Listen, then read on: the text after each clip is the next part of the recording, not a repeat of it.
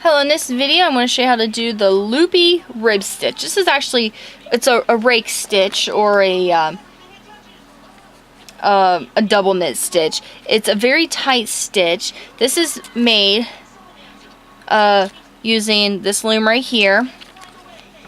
10 rows at 2 strands of worsted weight yarn. So you can see how much this shrinks down and how it's a very tight stitch. The back is slightly different. You don't even really notice it.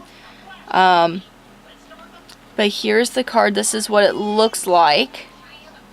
And at the end of the video, I'll show the card again. So if you need to pause it and want to try it out for yourself, you can. But basically what you do is you got your yarn on there. You go over 2.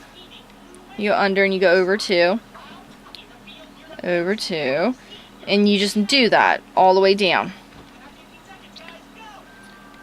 So this is your first, there we go, your first pass on the loom. That's your way down, and then when you come back, you do the exact same thing, and you pick up the ones that you've missed. So it's 2, 2, 2, 2, 2, and there you go. And I'll show that one more time. Now you go back up to your top, you go over 2, you go down, you go over 2, up, over 2, down, over 2, and you keep doing that, and then you come back and you pick up the opposite ones. And the one pass down and up is considered just one row.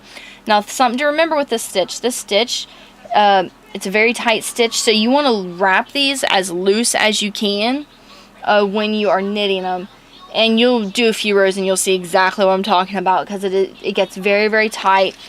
See how much it shrinks down. It shrinks down considerably.